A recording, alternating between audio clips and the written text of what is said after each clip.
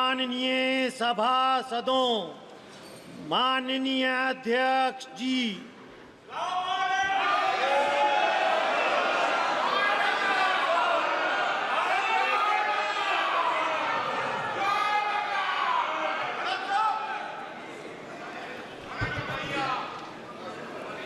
माननीय सदस्यगण,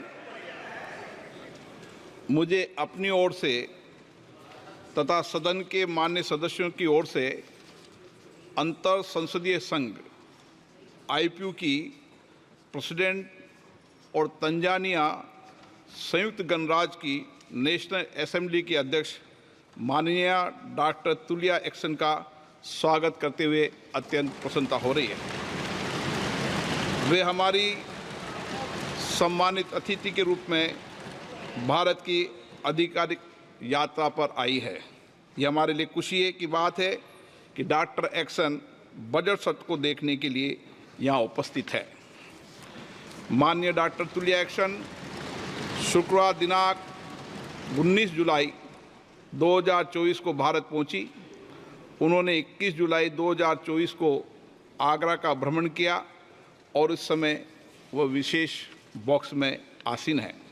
हम भारत में उनके सुखद और सफल प्रवास की कामना करते हैं। हम अंतर संसदीय संघ के प्रेसिडेंट के रूप में उनकी भूमिका के लिए सफलता की भी कामना करते हैं।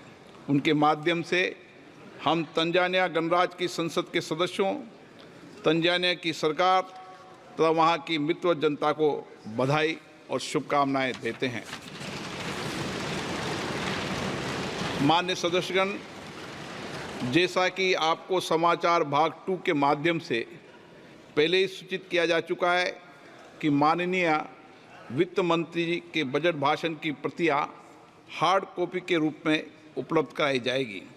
अतः बजट प्रस्तुत हो जाने के पश्चात माननीय सदस्य कृपया बजट भाषण की अपनी अपनी प्रति प्रकाशन काउंटर से प्राप्त कर लें। आपको ये भी सूचित किया जाता है कि माननीय मंत्री द्वारा बजट प्रस्तुत किए जाने के पश्चात बजट की प्रतियां आपको मेंबर्स पोर्टल के माध्यम से भी उपलब्ध करा दी जाएगी। माननीय वित्त मंत्री Shrimati Nirmala Sitharaman.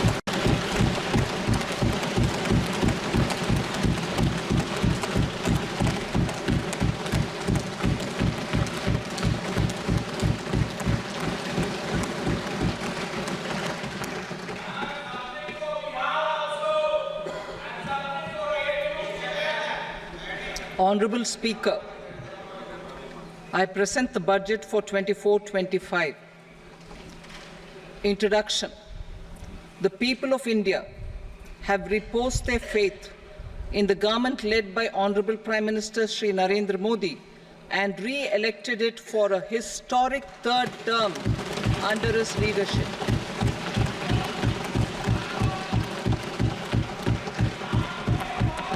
We are grateful for their support, faith, and trust in our policies. We are determined to ensure that all Indians, regardless of religion, caste, gender, and age, make substantial progress in realizing their life goals and aspirations. Global context. Global context. The global economy, while performing better than expected, is still in the grip of policy uncertainties. Elevated asset prices, political uncertainties, and shipping disruptions continue to pose significant downside risks for growth and upside risks to inflation. In this context, India's economic growth continues to be the shining exception and will remain so in the years ahead.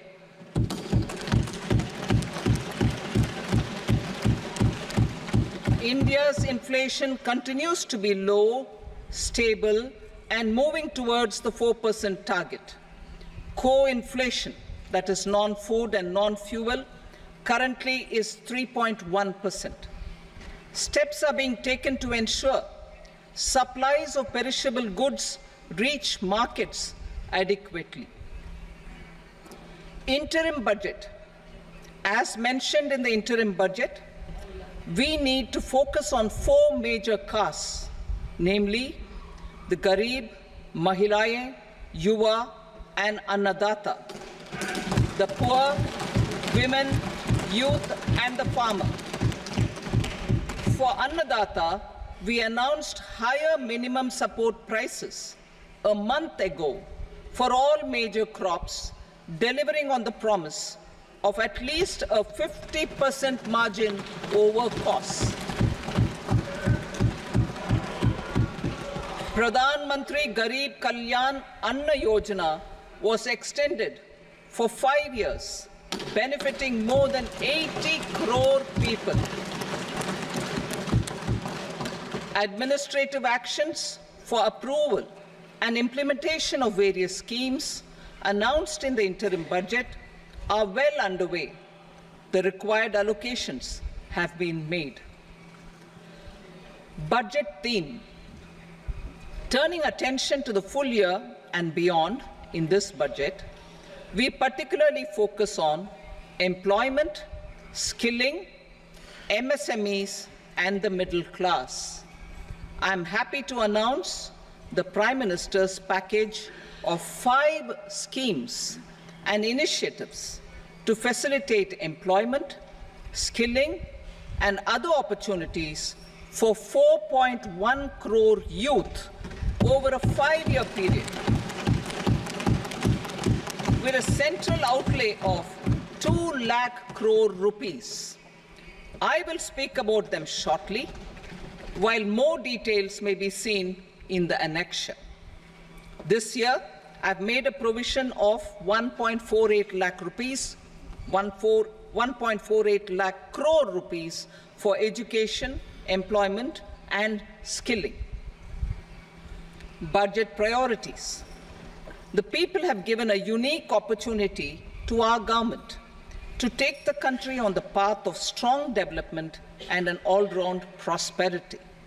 In the interim budget, we promised to present a detailed roadmap for our pursuit of Vikasit Bharat.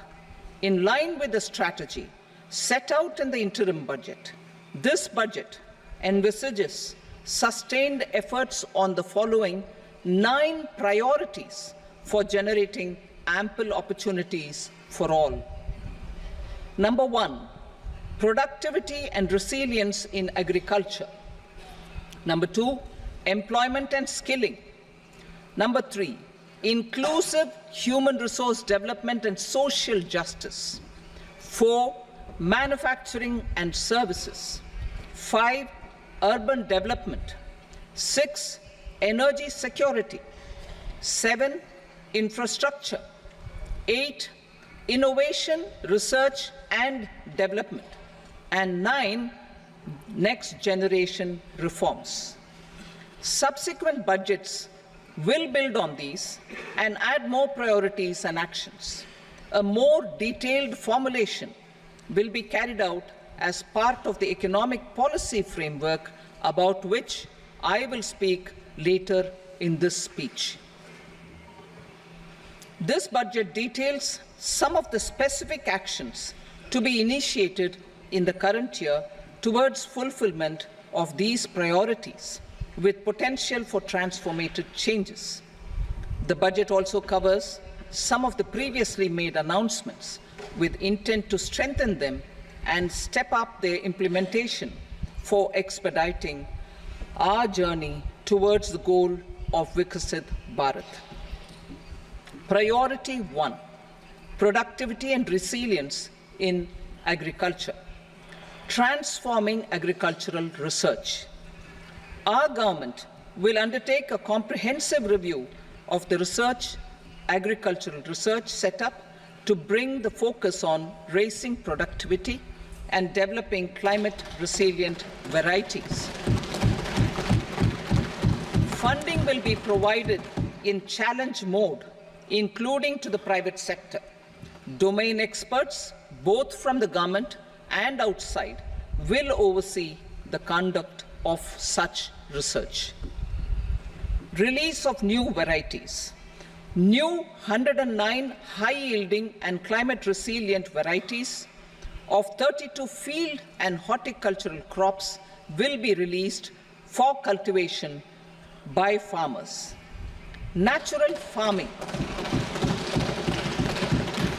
In the next 2 years, 1 crore farmers across the country will be initiated into natural farming, supported by certification and branding. Implementation will be through scientific institutions and willing gram panchayats.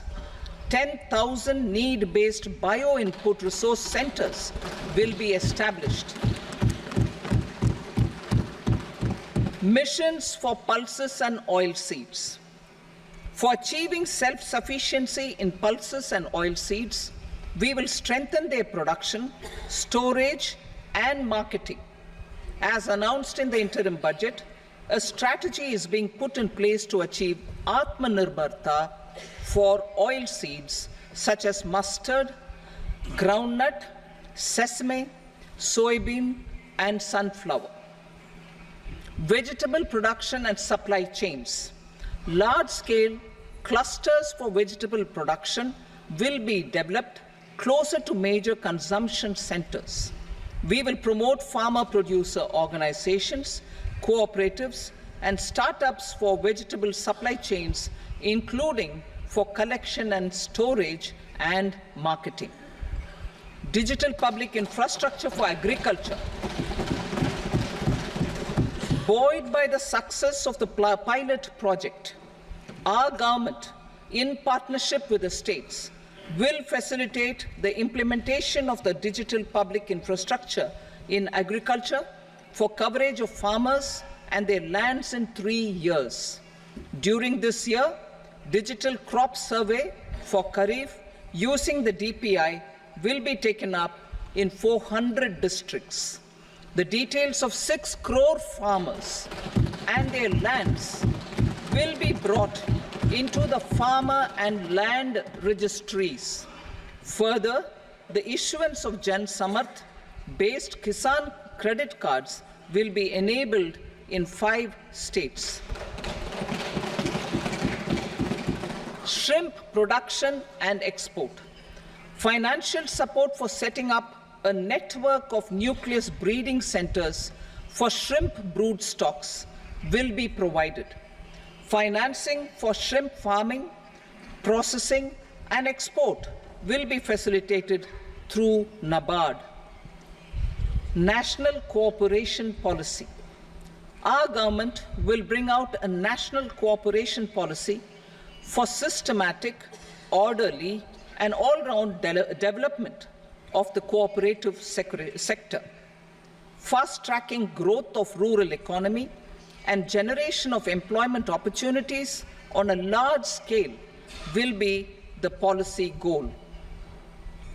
This year, I have made a provision of 1.52 lakh crore rupees for agriculture and allied sectors.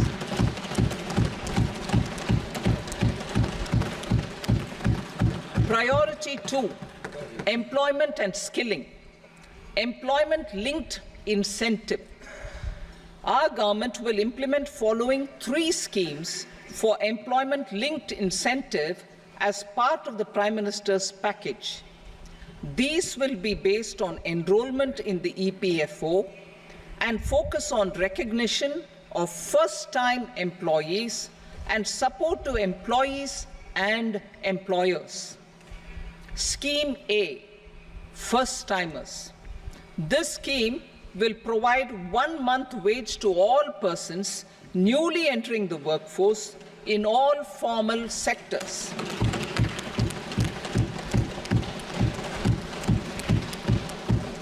Direct benefit transfer of 1 month's salary in 3 installments to first-time employees as registered in the EPFO will be up to 15,000 rupees. The eligibility limit will be a salary of 1 lakh per month. The scheme is expected to benefit 210 lakh youths.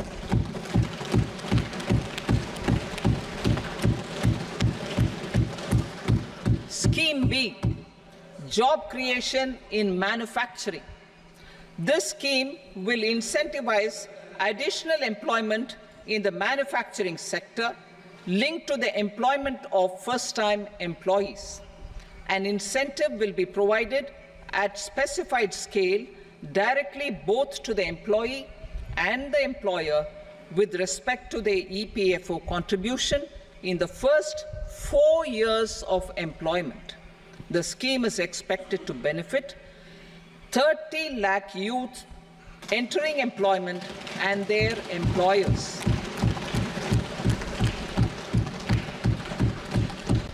Scheme C, support to employers. This employer-focused scheme will cover additional employment in all sectors.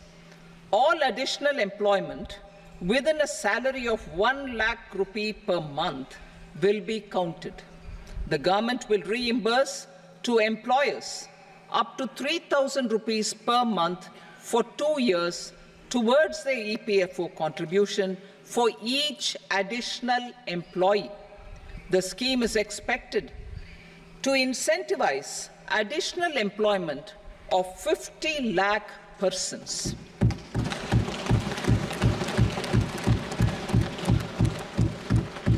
Participation of women in the workforce. We will facilitate higher participation of women in the workforce through setting up of working women hostels in collaboration with industry and establishing creches. In addition, the partnership will seek to organize women-specific skilling programs and promotion of market access for women SHG enterprises. Skilling program. I'm happy to announce a new centrally sponsored scheme as the fourth scheme under the Prime Minister's package for skilling in collaboration with state governments and industry. 20 lakh youth will be skilled over a 5-year period.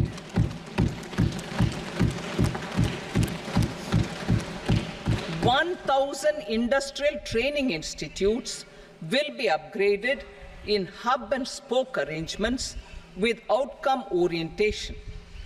Course content and design will be aligned to the skill needs of industry, and new courses will be introduced for emerging needs. Skilling loans. The model skill loan scheme will be revised to facilitate loans up to 7.5 lakh rupees with a guarantee from a government-promoted fund. This measure is expected to help 25,000 students every year.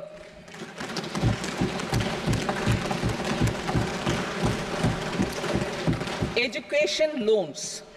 For helping our youth who have not been eligible for any benefit under government schemes and policies, I am happy to announce a financial support for loans up to 10 lakh rupees for higher education in domestic institutions.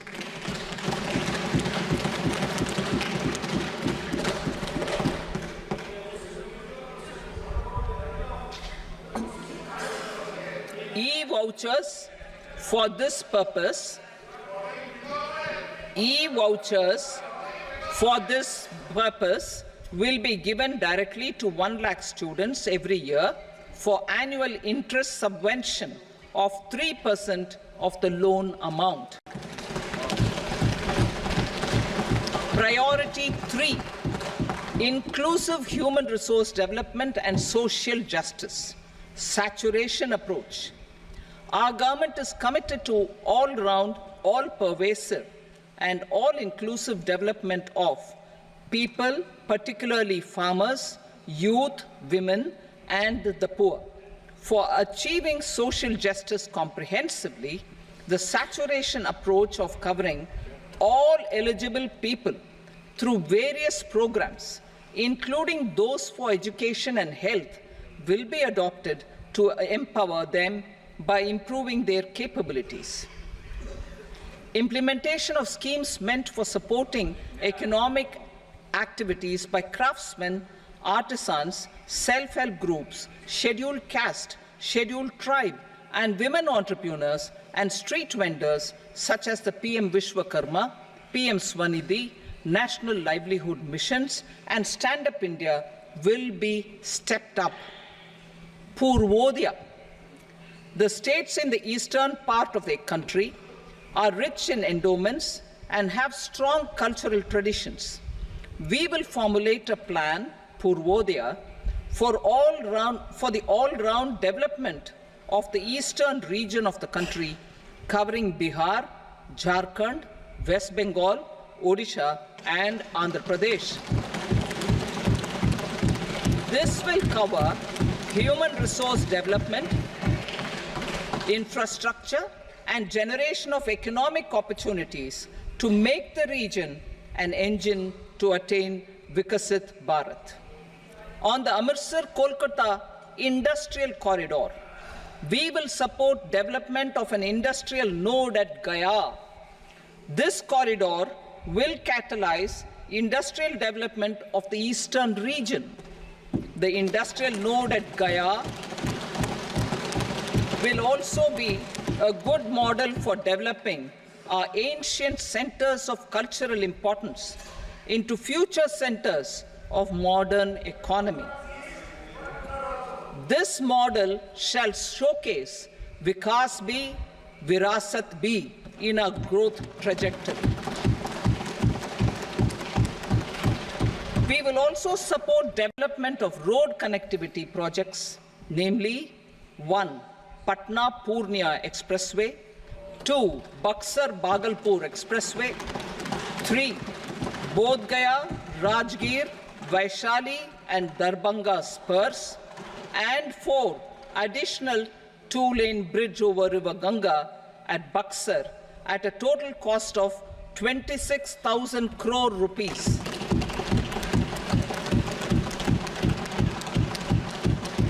Power projects, including setting up of a new 2,400 megawatt power plant at Pir Painti, will be taken up at a cost of 21,400 crore rupees. New airports, medical colleges, and sports infrastructure in Bihar will be constructed. An additional allocation to support capital investments will be provided. The requests of Bihar government for external assistance from multilateral development banks will be expedited.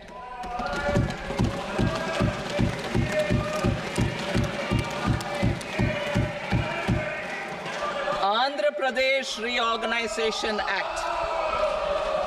Our government has made concerted efforts to fulfill the commitments in Andhra Pradesh Reorganization Act. Recognizing the state's need for the capital, recognizing the state's need for a capital, we will facilitate special financial support through multilateral development agencies. In the current financial year, 15,000 crore rupees will be arranged with additional amounts in future years.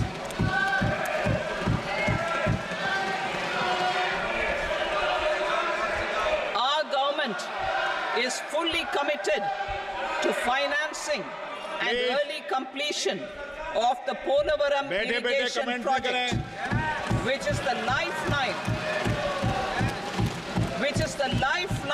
for Andhra Pradesh and its farmers. This will facilitate our country's food security as well. Under the Andhra Pradesh Reorganization Act, for promoting industrial development, funds will be provided for essential infrastructure such as water, power, railways, and roads. in Kopparthi node on the Visakhapatnam-Chennai Industrial Corridor and Varavakal node on the Hyderabad-Bangalore Industrial Corridor. An additional allocation will be provided this year towards capital investment for economic growth. Grants for backward regions of Rayalaseema, Prakasham, North Coastal Andhra, as stated in the Act, will be provided. PM Awas Yojana. 3 crore additional houses under the PM Awas Yojana in rural and urban areas in the country have been announced, for which the necessary allocations are being made. Women-led development. For promoting women-led development, the budget carries an allocation of more than 3 lakh crore for schemes benefiting women and girls. This signals our government's commitment for enhancing women's role in economic development. Pradhan Mantri Janjatiya Unnat Gram Abhiyan. For improving the socio-economic condition of tribal communities, we will launch the Pradhan Mantri Janjatiya Unnat Gram Abhiyan by adopting saturation coverage for tribal families in tribal majority villages and aspirational districts.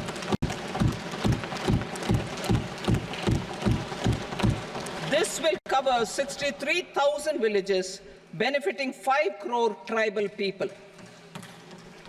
Bank branches in northeastern region.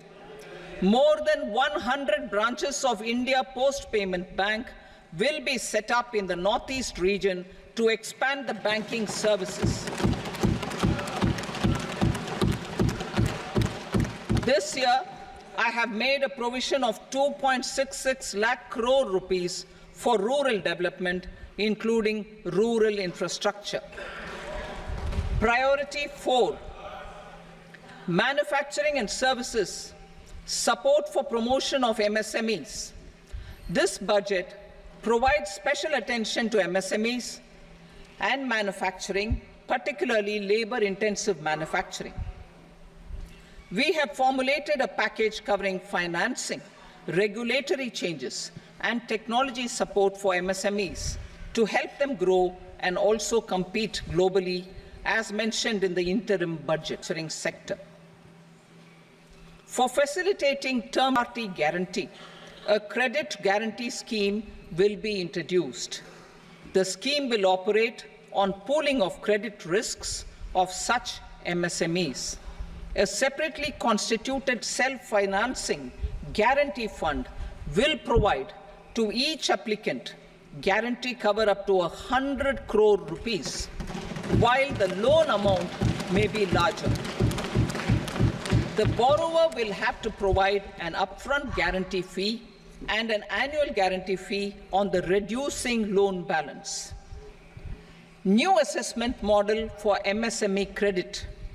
Public sector banks will build their own in-house capability to assess MSMEs for credit instead of relying on external assessment.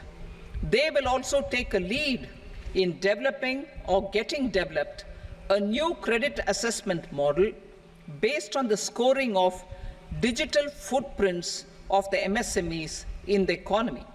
This is expected to be a significant improvement over the traditional assessment of credit eligibility based only on asset or turnover criteria. That will also cover MSMEs without a formal accounting system. Credit support to MSMEs during stress period. I'm happy to announce a new mechanism for facilitating continuation of bank credit to MSMEs during their stress period while being in special mention account, SMA stage, for reasons beyond their control. MSMEs need credit to continue their business, and to avoid getting into the NPA stage. Credit availability will be supported through a guarantee from a government-promoted fund. Mudra loans. The limit of Mudra loans will be enhanced to 20 lakh from the current 10 lakh for those entrepreneurs who have availed and successfully repaid previous loans under the Tarun category. Enhanced scope for mandatory onboarding in trades. For facilitating MSMEs to unlock their working capital by converting their trade receivables into cash, I propose to reduce the turnover threshold of buyers for mandatory onboarding on the trades platform from rupees 500 crore to 250 crore rupees. This measure will bring 22 more CPSCs and 7,000 more companies onto the platform. Medium enterprises will also be included in the scope of the suppliers. SHREE branches in MSME clusters. SHREE will open new branches to expand its reach to serve all major MSME clusters within 3 years and provide direct credit to them. With the opening of 24 such branches this year, the service coverage will expand to 168 out of 242 major clusters. MSME units for food irradiation, quality and safety testing. Financial support for setting up of 50 multi-product food irradiation units in the MSME sector will be provided. Setting up of 100 food quality and safety testing labs with NABL accreditation will be facilitated. E-commerce export hubs.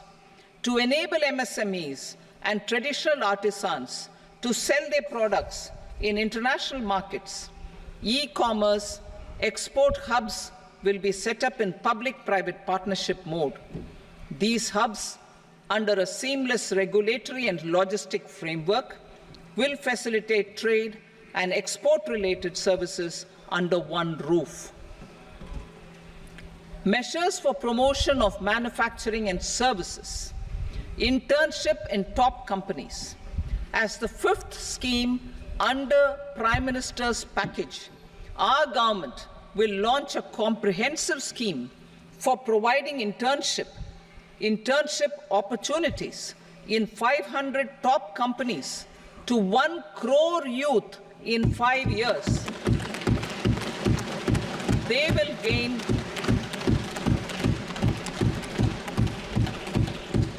will gain exposure for 12 months to real-life business environment, varied professions, and employment opportunities.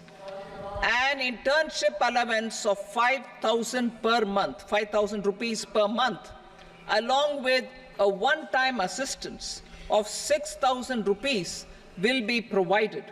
Companies will be expected to bear the training cost and 10% of their internship cost from their CSR funds. Industrial parks.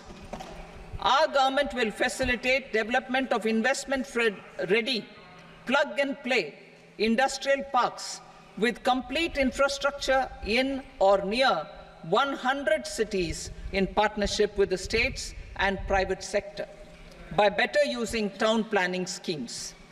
12 industrial parks under the National Industrial Corridor Development Program also will be sanctioned.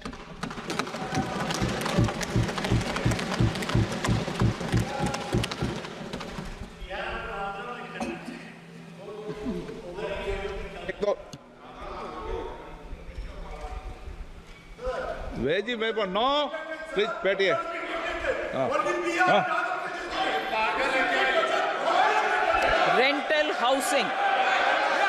Rental housing with dormitory type accommodation for industrial workers will be, just 1 minute, Rental housing, I repeat, rental housing with dormitory type accommodation for industrial workers will be facilitated in PPP mode with VGF support and commitment from anchor industries. Shipping industry, ownership, leasing and flagging reforms will be implemented to improve the share of Indian shipping industry and generate more employment. Critical mineral mission. We will set up a critical mineral mission for domestic production, recycling of critical minerals, and overseas acquisition of critical mineral assets. Its mandate will include technology development, skilled workforce, extended producer responsibility framework, and a suitable financing mechanism. Offshore mining of minerals. Our government will launch the auction of the first tranche of offshore blocks for mining, building on the exploration already carried out. Digital public infrastructure applications. Turning to the services sector, I propose development of DPI applications at population scale for productivity gains, business opportunities, and innovation by the private sector. These are planned in the areas of credit, e-commerce, education, health, law and justice, logistics, MSME service delivery, and urban governance. Integrated technology platform for IBC ecosystem. An integrated technology platform will be set up for improving the outcomes under the Insolvency Bankruptcy Code for achieving consistency, transparency, timely processing, and better oversight for all stakeholders. Voluntary closure of LLPs. The services of the Center for Processing Accelerated Corporate Exit, CPACE, will be extended for voluntary closure of LLPs to reduce the closure times. National Company Law Tribunals. The IBC has resolved more than 1,000 companies, resulting in direct recovery of 3.3 lakh crore to creditors. 3.3 lakh crore rupees to creditors. In addition, 28,000 cases involving over 10 lakh crore rupees have been disposed of even prior to admission. Appropriate changes to the IBC, reforms and strengthening of the tribunal and appellate tribunals will be initiated to speed up insolvency resolution. Additional tribunals will be established. Out of those, some will be notified to decide cases exclusively under the Companies Act. Debt recovery. Steps for reforming and strengthening debt recovery tribunals will be taken. Additional tribunals will be established to speed up recovery. Priority 5, urban development. Cities as growth hubs. Working with states, our government will facilitate development of cities as growth hubs. This will be achieved through economic and transit planning and orderly development of peri-urban areas utilizing town planning schemes. Creative redevelopment of cities. For creative brownfield redevelopment of existing cities with a transformative impact, our government will formulate a framework for enabling policies, market-based mechanisms, and regulation. Transit-oriented development. Transit-oriented development plans for 14 large cities with a population above 30 lakh will be formulated, along with an implementation and financing strategy. Urban housing. Under the PM Awas Yojana, Urban 2.0, housing needs of 1 crore urban poor and middle-class families will be addressed with an investment of 10 lakh crore rupees. This will include the central assistance of 2.2 lakh crore rupees in the next 5 years. A provision of interest subsidy to facilitate loans at affordable rates is also envisaged. In addition, enabling policies and regulations for efficient and transparent rental housing markets with enhanced availability will also be put in place.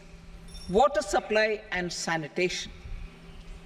In partnership with state governments and multilateral development banks, we will promote water supply, sewage treatments, and solid waste management projects and services for 100 large cities through bankable projects. These projects will also envisage use of treated water for irrigation and filling up of tanks in nearby areas. Street markets. Building on the success of PM Swanidhi scheme in transforming the lives of street vendors, our government envisions a scheme to support each year over the next 5 years the development of 100 weekly hearts or street food hubs in select cities. Stamp duty.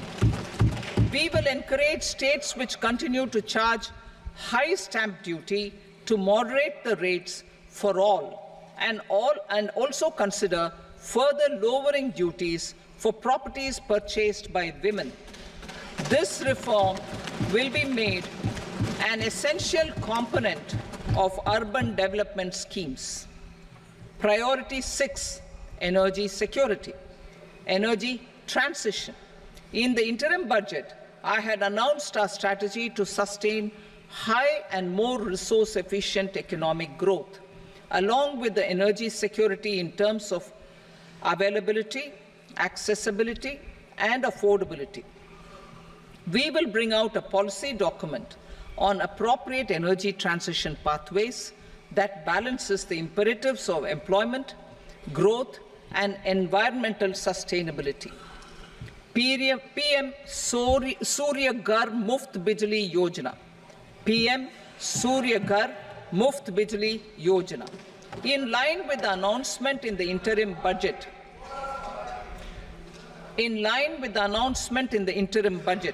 PM Surya Ghar Muft Bijli Yojana has been launched to install rooftop solar plants to enable 1 crore households obtain free electricity up to 300 units every month.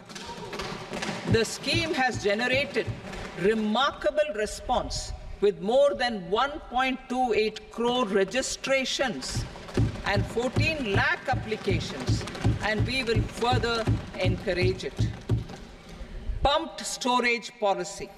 A policy for promoting pumped storage projects will be brought out for electricity storage and facilitating smooth integration of the growing share of renewable energy with its variable and intermittent nature in the overall energy mix. Research and development of small and modular nuclear reactors. Nuclear energy is expected to form a very significant part of the energy mix for Vikasit Bharat. Towards that pursuit, our government will partner with the private sector for 1. Setting up Bharat Small Reactors, 2. Research and development of Bharat Small Modular Reactor, and 3. Research and development of newer technologies for nuclear energy. The R&D funding announced in the interim budget will be made available for this sector also. Advanced ultra supercritical thermal power plants. The development of indigenous technology for advanced ultra supercritical thermal power plants with much higher efficiency has been completed. A joint venture between NTPC and BHEL will set up a full-scale 800 megawatt commercial plant using AUSC technology. The government will provide the required fiscal support. Moving forward, development of indigenous capacity for the production of high-grade steel and other advanced metallurgy materials for these plants will result in strong spin-off benefits for the economy. Roadmap for hard-to-abate industries. A roadmap for moving the hard-to-abate industries from energy efficiency targets to emission targets will be formulated. Appropriate regulations for transition of these industries from the current perform, achieve, and trade mode to Indian carbon market mode will be put in place. Support to traditional micro and small industries. An investment-grade energy audit of traditional micro and small industries in 60 clusters, including brass and ceramic, will be facilitated. Financial support will be provided for shifting them to cleaner forms of energy and implementation of energy efficiency measures. The scheme will be replicated in another 100 clusters in the next phase. Priority 7, infrastructure investment by central government. Significant investment the central government has made over the years in building and improving infrastructure has had a strong multiplier effect on the economy. We will endeavor to maintain strong fiscal support for infrastructure over the next 5 years in conjunction with imperatives of other priorities and fiscal consolidation. This year, I have provided 11,11,111 crore rupees for capital expenditure. This would be 3.4% of our GDP. Infrastructure investment by state governments.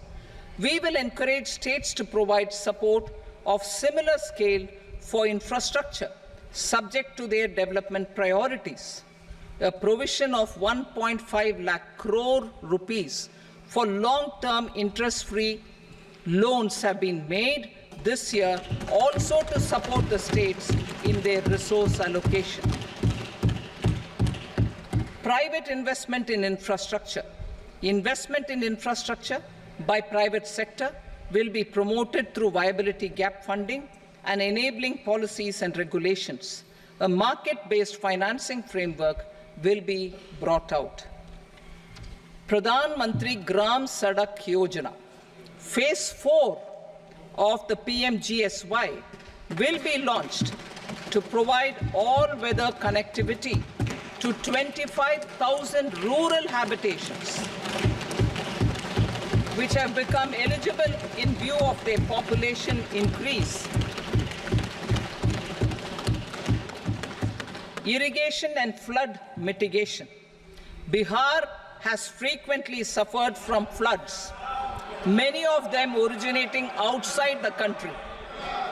Plans to build flood control structures in Nepal are yet to progress. Our government, through the Accelerated Irrigation Benefit Program and other sources, will provide financial support for projects with estimated cost of 11,500 crore rupees, such as the Kosi-Michi intra-state link and 20 other ongoing and new schemes, including barrages, river pollution abatement, and irrigation projects. In addition, survey and investigation of Kosi-related flood mitigation and irrigation projects will be undertaken.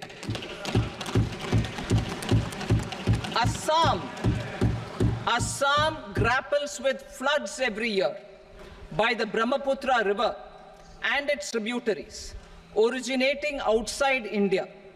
We will provide assistance to Assam for flood management and related projects.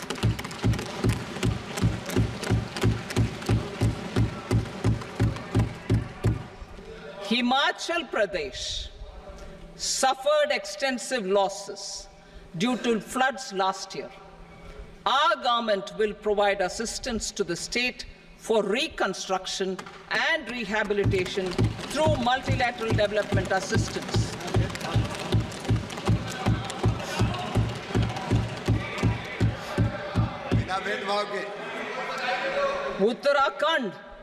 Uttarakhand too suffered losses due to cloudbursts and massive landslides. We will provide assistance to the state. Recently, Sikkim witnessed devastating flash floods and landslides that wreaked havoc across the state. Our government will provide assistance to the state. Tourism has always been a part of our civilization. Our efforts in positioning India as a global tourist destination will also create jobs, stimulate investments, and unlock economic opportunities for other sectors. In addition to the measures outlined in the interim budget, I propose the following measures. Vishnupad Temple at Gaya and Mahabodhi Temple at Bodh Gaya in Bihar are of immense spiritual significance. Comprehensive development of Vishnupad Temple Corridor and Mahabodhi Temple Corridor will be supported, modeled on the successful Kashi Vishwanath Temple Corridor to transform them into world-class pilgrim and tourist destinations. Rajgir holds immense religious significance for Hindus, Buddhists, and Jains. The 20th Tirthankara Muniswarata Temple in the Jain temple complex is ancient. The Saptarishi, or the 7 hot springs, form a warm water Brahmkund that is sacred. A comprehensive development initiative for Rajgir will be undertaken.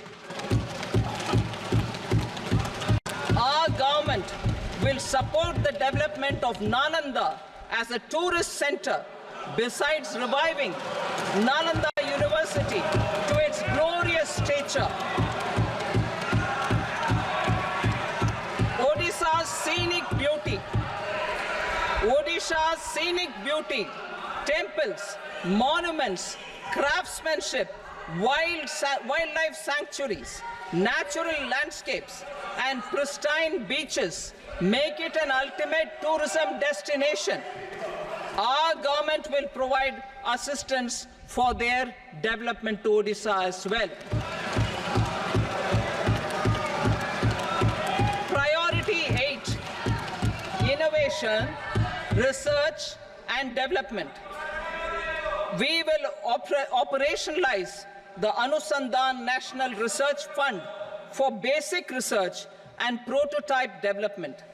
Further, we will set up a mechanism for spurring private sector-driven research and innovation at commercial scale, with a financing pool of 1 lakh crore rupees in line with the announcement in the interim budget.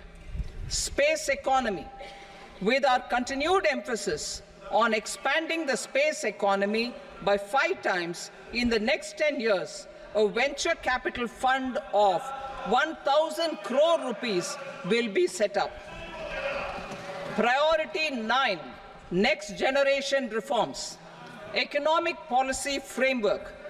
We will formulate an economic policy framework to delineate the overarching approach to economic development and set the scope of the next generation of reforms for facilitating employment opportunities and sustaining high growth. Our government will initiate and incentivize reforms for 1. Improving productivity of factors of production, and 2. facilitating markets and sectors to become more efficient. These reforms will cover all factors of production, namely land, labor, capital, and entrepreneurship, and technology as an enabler of improving total factor productivity and bridging inequality. Effective implementation of several of these reforms requires collaboration between the center and the states and building consensus as development of the country lies in development of the states. For promoting competitive federalism and incentivizing states for faster implementation of reforms, I propose to earmark a significant part of the 50-year interest-free loan. Working with the states, we will initiate the following reforms.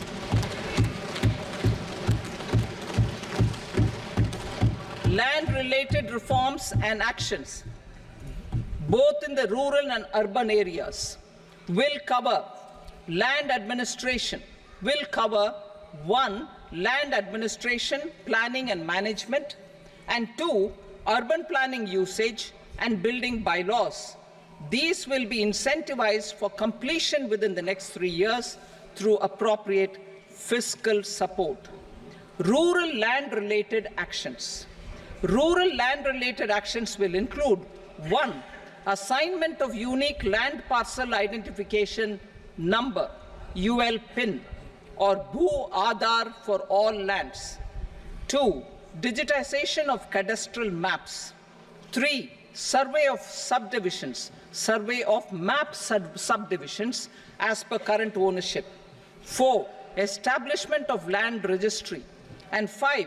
Linking to the farmers registry.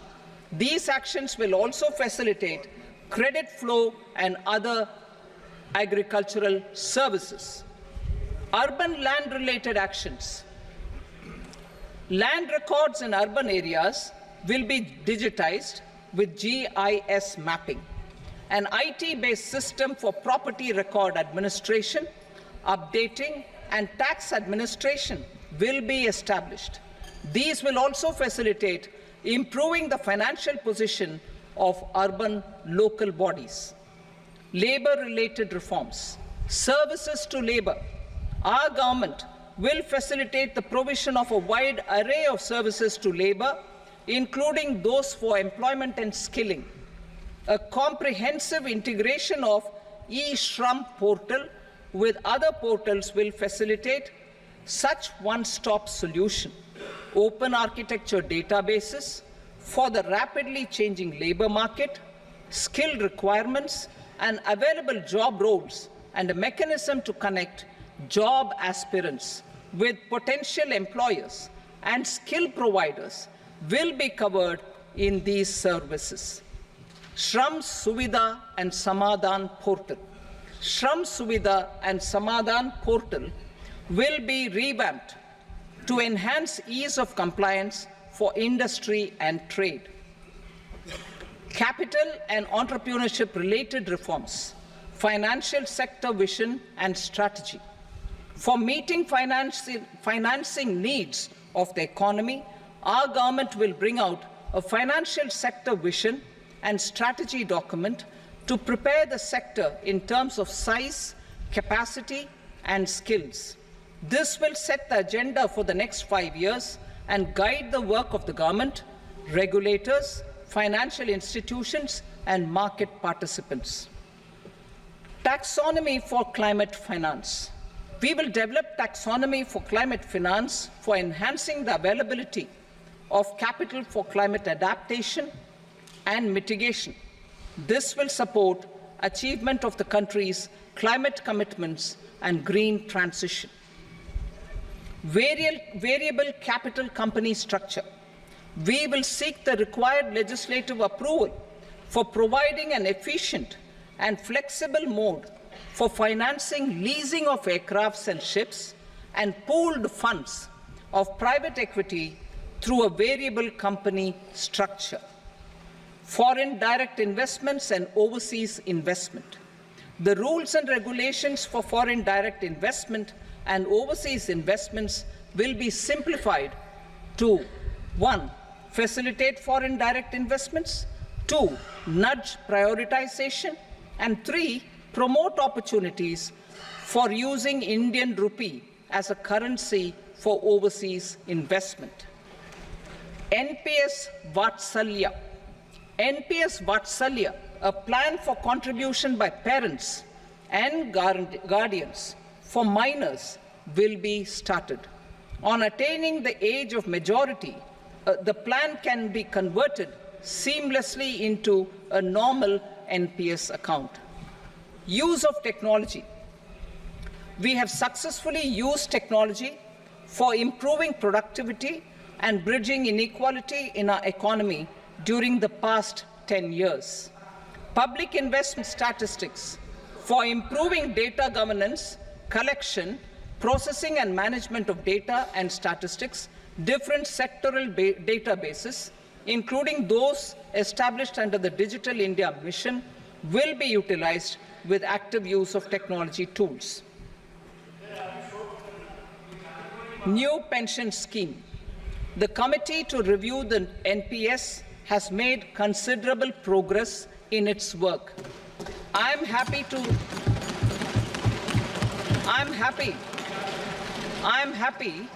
that the staff side of the National Council of the Joint Consultative Machinery for Central Government Employees has taken a constructive approach. A solution will be evolved which addresses the relevant issues while maintaining fiscal prudence to protect the common citizens. Budget estimates for 24-25. For the year 24-25, total receipts other than borrowings and the total expenditure are estimated at 32.07 lakh crore rupees and 48.21 lakh crore rupees respectively. The net tax receipts are estimated at 25.83 lakh crore rupees. The fiscal deficit is estimated at 4.9% of the GDP. The gross and the net market borrowings through dated securities during 24-25 are estimated at 14.01 lakh crore rupees and 11.63 lakh crore rupees respectively. Both will be less than that in 23-24. The fiscal consolidation path announced by me in 2021 has served our economy very well, and we aim to reach the deficit below 4.5% next year. The government is committed to staying the course. From 2026-27 onwards, our endeavor will be to keep the fiscal deficit each year such that the central government's debt will be on a declining path as percentage of GDP. I will now move to Part B.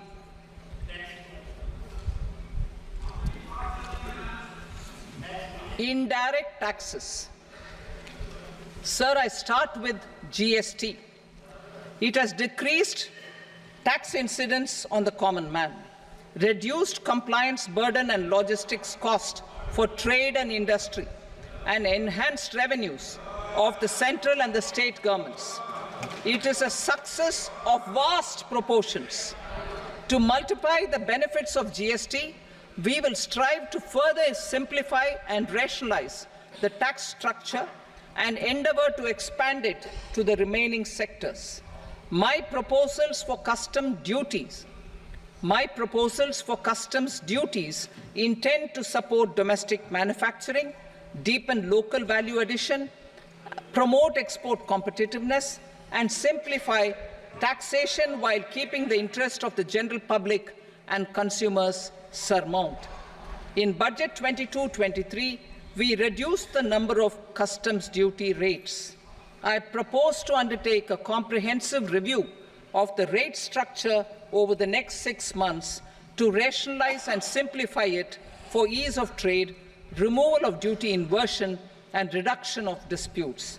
I shall now take up sector-specific customs duty proposals. Medicine and medical equipments. To provide relief to cancer patients, I propose to fully exempt 3 more medicines from customs duties.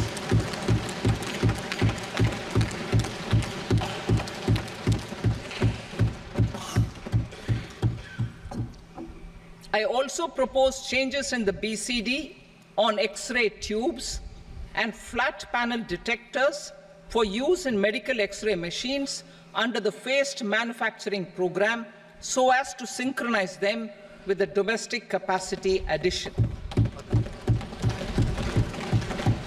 Mobile phone and related parts. With a 3-fold increase in domestic production and almost a 100-fold jump in exports of mobile phones over the last 6 years, the Indian mobile industry has matured. In the interest of consumers, I now propose to reduce the BCD on mobile phone, mobile PCBA, and mobile charger to 15%. Critical minerals. Minerals such as lithium, copper, cobalt, and rare earth elements are critical for sectors like nuclear energy, renewable energy, space, defense, telecommunications, and high-tech electronics. I propose to fully exempt customs duties on 25 critical minerals and reduce BCD on 2 of them. This will provide a major fillip to the processing and refining of such minerals and help secure their availability for these strategic and important sectors. Solar energy. Energy transition is critical in the fight against climate change. To support energy transition, I propose to expand the list of exempted capital goods for use in the manufacture of solar cells and panels in the country. Further, in view of sufficient domestic manufacturing capacity of solar gas, glass, and tinned copper interconnect, I propose not to extend the exemption of custom duties provided to them. Marine products. India's seafood exports in the last financial year touched an all-time high of more than 60,000 crores of rupees. Frozen shrimp accounted for about 2/3 of these exports. To enhance their competitiveness, I propose to reduce BCD on certain broodstock, polychaete worms, shrimp, and fish feed to 5%. I also propose to exempt customs duty on various inputs for manufacture of shrimp and fish feed. Duty structure on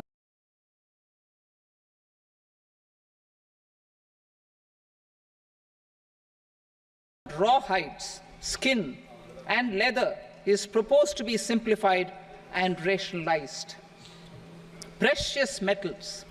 To enhance domestic value addition in gold and precious metal jewelry in the country, I propose to reduce customs duties on gold and silver to 6% and that of platinum to 6.4%. Other metals, steel and copper, are important raw materials. To reduce their cost of production, I propose to remove the BCD on ferronickel and blister copper. I am also continuing with nil BCD on ferrous scrap and nickel cathode and concessional BCD of 2.5% on copper scrap. Electronics. To increase value addition in the domestic electronics industry, I propose to remove the BCD subject to conditions on oxygen-free copper for manufacture of resistors. I also propose to exempt certain parts for manufacture of connectors. Chemicals and petrochemicals. To support existing and new capacities in the pipeline, I propose to increase the BCD on ammonium nitrate from 7.5% to 10%. Plastics.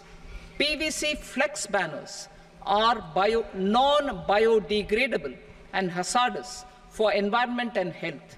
To curb their imports, I propose to raise the BCD on them from 10 to 25%. Telecommunication equipment. To incentivize domestic manufacturing, I propose to increase the BCD from 10 to 15% on PCBA of specified telecom equipment. Trade facilitation.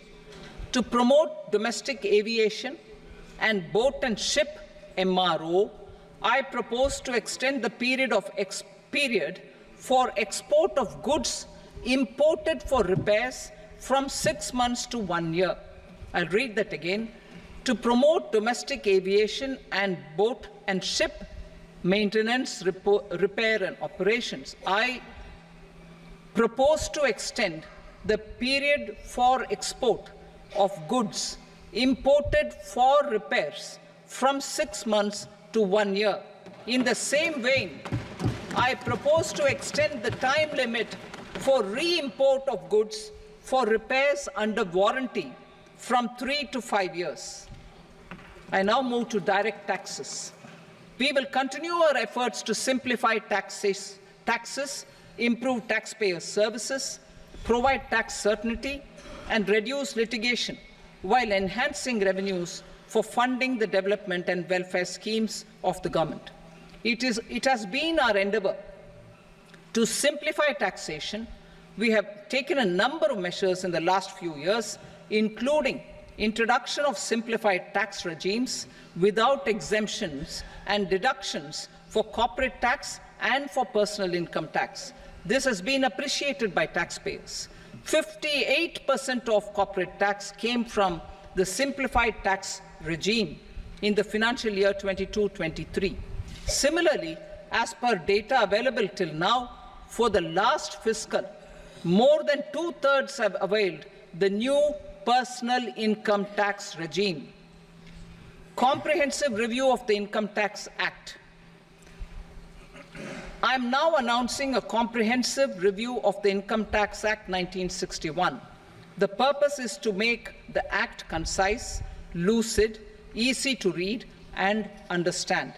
This will reduce disputes and litigation, thereby providing tax certainty to the taxpayers. I will also bring down the demand embroiled in litigation.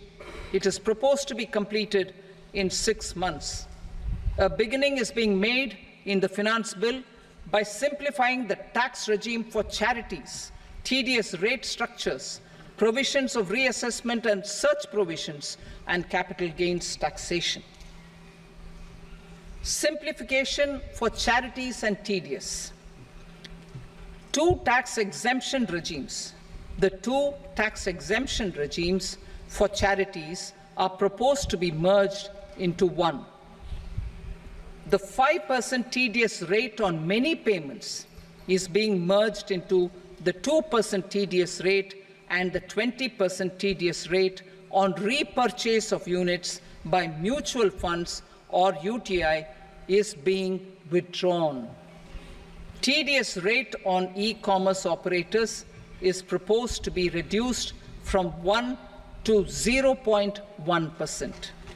Moreover, credit of TCS is proposed to be given in the TDS to be deducted on salary. Further, I propose to decriminalize delay for payment of TDS up to the due date of filing statement for the same.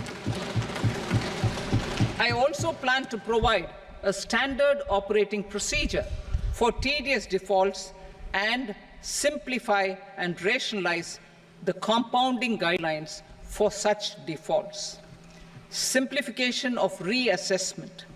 I propose to thoroughly simplify the provisions for reopening and reassessment. An assessment hereinafter can be reopened beyond 3 years from the end of the assessment year only if the escaped income is 50 lakh rupees or more, up to a maximum period of 5 years from the end of the assessment year. Even in such cases, a time limit of 6 years before the year of the search, as against the existing time limit of 10 years, is being proposed. This will reduce tax uncertainty and disputes. Simplification and rationalization of capital gains. Capital gains taxation is also proposed to be hugely simplified.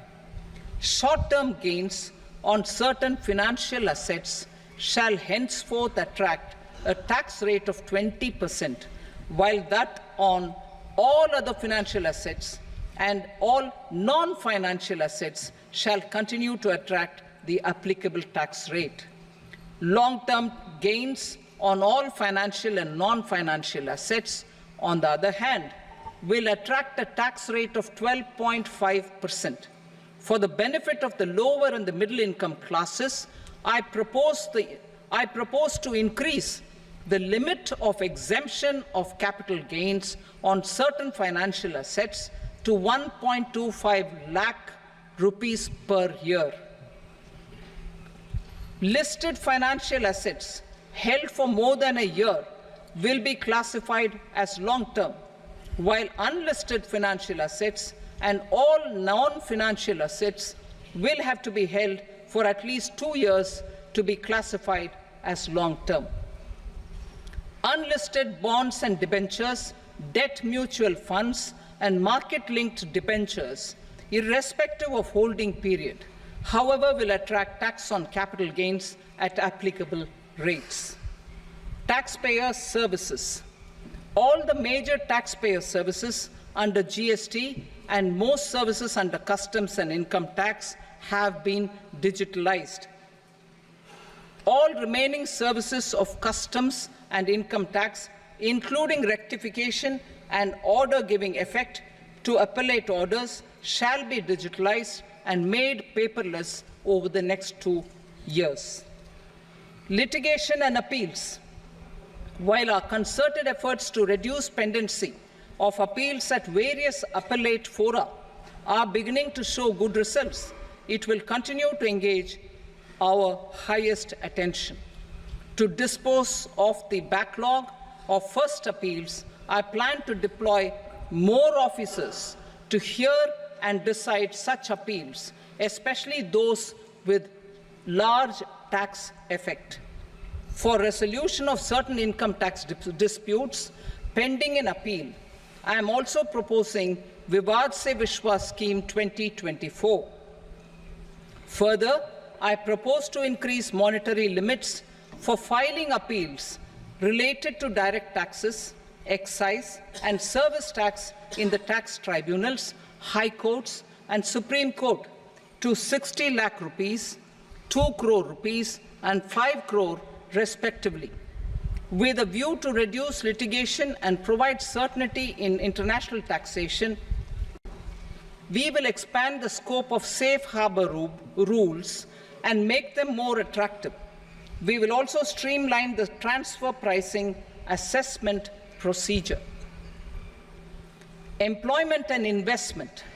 I have a few proposals to promote investment and foster employment. First of all, to bolster the Indian startup ecosystem, boost the entrepreneurial spirit, and to support innovation, I propose to abolish the so-called angel tax for all classes of investors. Second, there is tremendous potential for cruise tourism in India. To give a fillip to this employment-generating industry, I am proposing a simpler tax regime for foreign shipping companies operating domestic cruises in the country.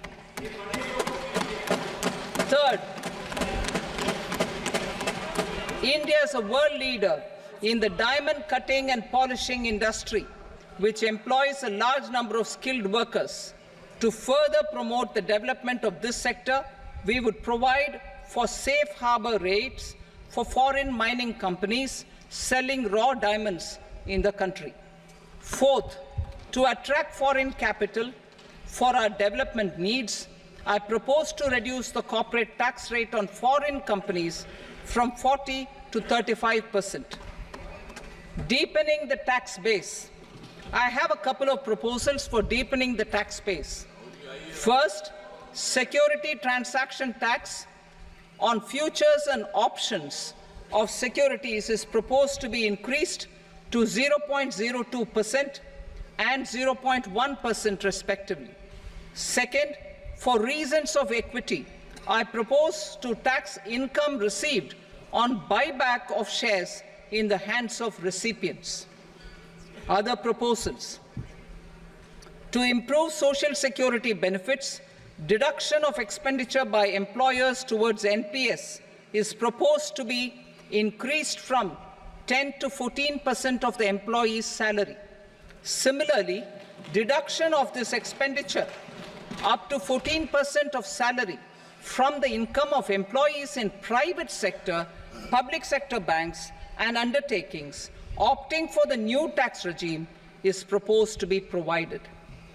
Indian professionals working in multinationals get ESOPs and invest in social security schemes and other movable assets abroad. Non-reporting of such small foreign assets has penal consequences under the Black Money Act. Such non-reporting of movable assets up to 20 lakh rupees is proposed to be depenalized. Other major proposals in the finance bill relate to withdrawal of equalization levy of 2%, expansion of tax benefits to certain funds and entities in IFSCs, and immunity from penalty and prosecution to Benamidar on full and true disclosure so as to improve conviction under the Benami Transaction Prohibition Act 1988. Personal income tax. Coming to personal income tax rates, I have two announcements to make for those opting for the new tax regime. First, the standard deduction for salaried employees is proposed to be increased from 50,000 to 75,000 rupees.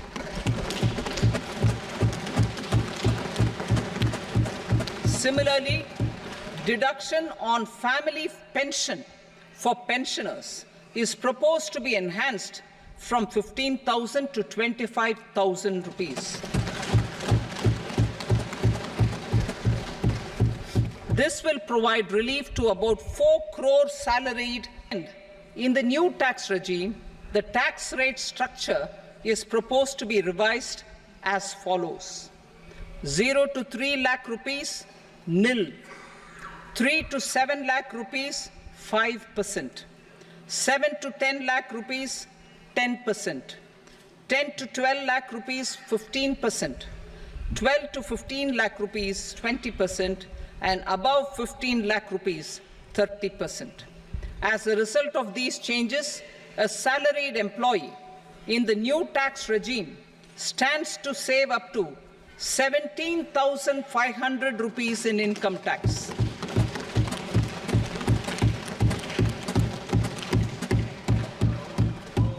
Apart from these, I am also making some other changes as given in the annexure.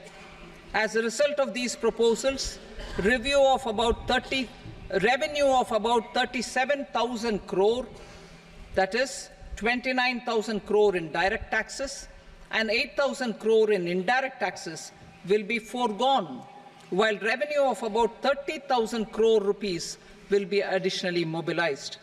Thus, the total revenue foregone is about 7,000 crores annually. Mr. Speaker, sir, with this, I commend the budget to this august House. Jai Hind.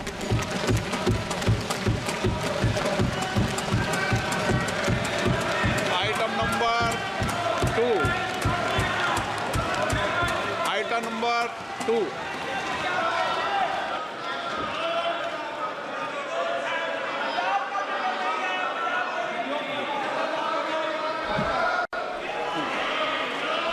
Sir, with your permission, I rise to lay on the table the following statements under Section 3 of the Fiscal Responsibility and Budget Management, FRBM Act 2003, Medium-Term Fiscal Policy cum Fiscal Policy Strategy Statement, and Macroeconomic Framework Statement. Item number 3. Sir, with your permission, I rise to move for leave to introduce the Finance Number 2 Bill 2024. प्रश्न ये कि विधेयक को पुनर्स्थापित करने की अनुमति प्रदान की जाए। जो सदस्य इसके पक्ष में हाँ कहें, जो सदस्य विरोध में ना कहें।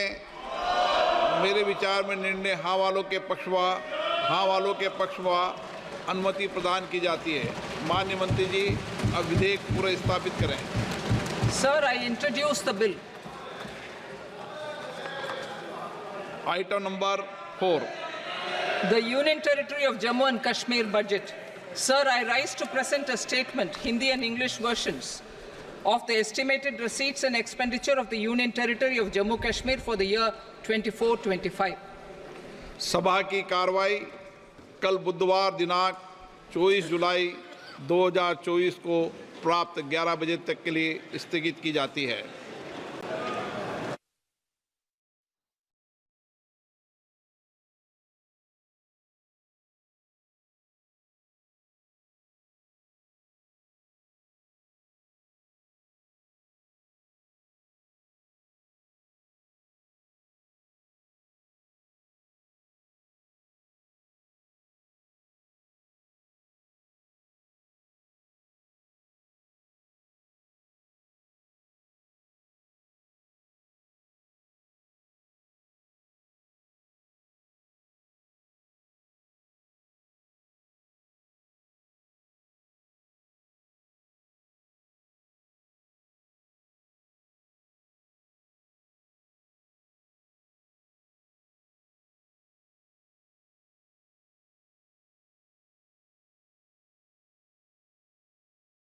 It starts with a vision, creating a smarter way to work.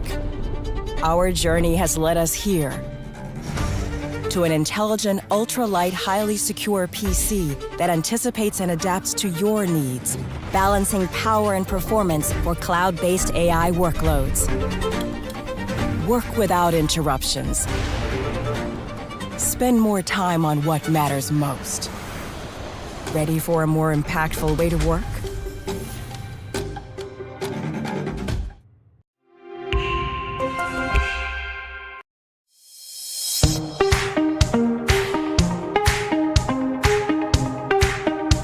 If data science, then data mites.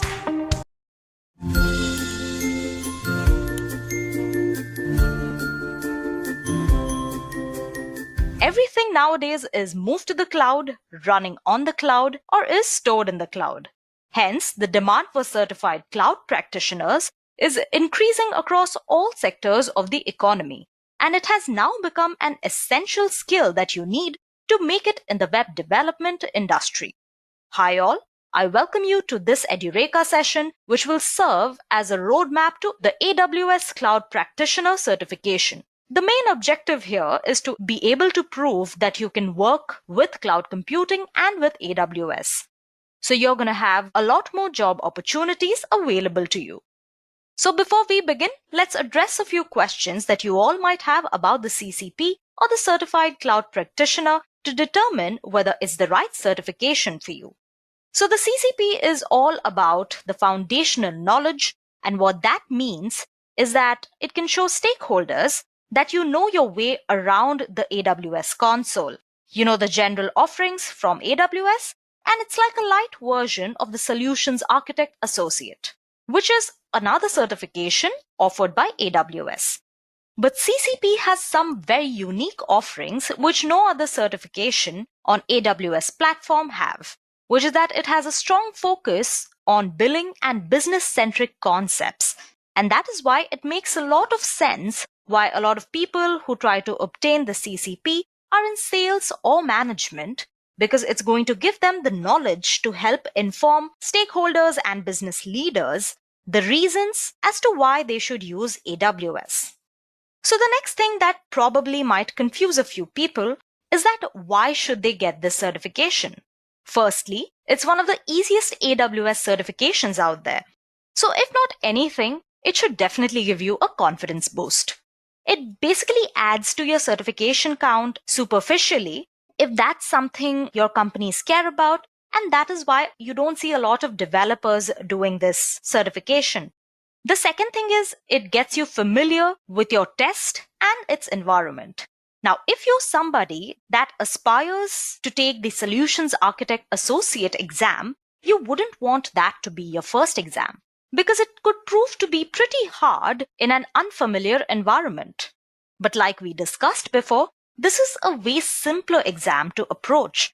After succeeding in the CCP, you could definitely proceed to prepare for the Solutions Architect Associate or any other advanced certification. Moving on, let's discuss how long would you take to prepare for this exam. Now, if you are a developer, you're already working in the industry, you can pass this exam in less than a week. You need about 8 hours of structured practice, and that should be or experience with the cloud infrastructure. So we're looking at about 20 hours of study, but once you get a grasp of the concepts, it should be fairly easy for you to crack this examination. And it's not really a huge time requirement. These numbers are just to give you an idea of the rough amount of time you need to put in to prepare for this examination. Moving on, let's discuss a few exam details. Now, you can take this exam in person at a test center or online through a proctored exam. The cost of this examination is $100 and it is the most inexpensive of all the certifications in the AWS suite. Its duration is 90 minutes or an hour and a half, but it shouldn't actually take you that long to finish your exam. So optimize your time and make sure you review all of your answers before you submit. There will be 65 questions for you to answer, and the passing score is 70%, which actually is quite a hard number.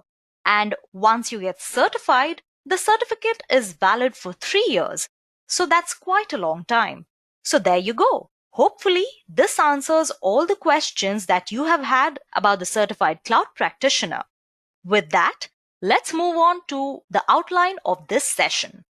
So we start out with some fundamental cloud concepts. We are going to discuss what is cloud computing, certain advantages and benefits to cloud computing, the different types, as well as deployment models in cloud computing. Next, we shall be introducing you to the AWS Cloud Infrastructure. We'll give you a map overview and discuss other important concepts such as regions, availability zones, edge locations, so on and so forth. We shall also get started on our AWS account, change our IAM user, activate the MFA on the root account, create individual user, and see how to set a password policy. Next, we shall move on to our hands-on section where we shall discuss the AWS Elastic Compute Cloud or the Amazon EC2, Amazon Machine Images, Auto Scaling Groups, Elastic Load Balancer, the Amazon S3 or Simple Storage Service, AWS CloudFront, the Amazon RDS or the Relational Database Service, and finally, AWS Lambda.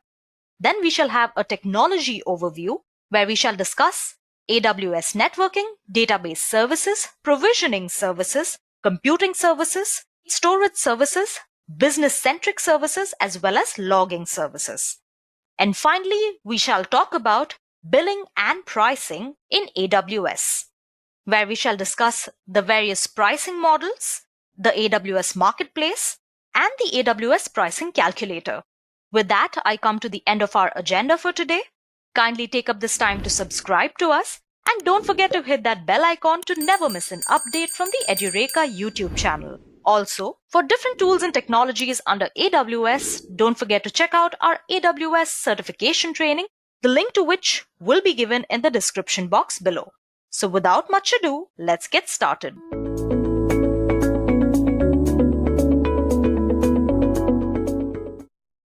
ಯಾವ college ಹೋಗ್ಲಿ?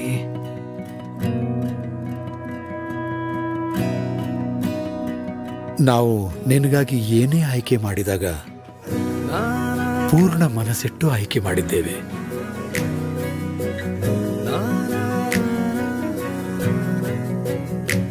ಜೇಬನ್ನು ಮೀರಿ ನಿನ್ನ ನಗುವನ್ನು ಆಯ್ಕೆ ಮಾಡಿದ್ದೇವೆ. ನಮ್ಮ ಬಂಗಾರಕ್ಕೆ ಅತ್ಯುತ್ತಮ ಅಕ್ಕಸಾಲಿಗನ್ನು ಆಯ್ಕೆ ಮಾಡಿದೆವು. ಈಗ ಕಾಲೇಜನ್ನು ಆಯ್ಕೆ ಮಾಡಬೇಕು. ಈ ಕೆಲಸವನ್ನು ನಮಗೆ ಯಾರ ಮೇಲೆ ಭರವಸೆ ಇದೆಯೋ ಅವ್ರು ಮಾಡ್ತಾರೆ. ಕಾಲೇಜ್ ದೇಖೋ, ಭಾರತದ ಭವಿಷ್ಯವನ್ನು ನಿರ್ಮಿಸುತ್ತೇವೆ. Firstly, let's understand why cloud.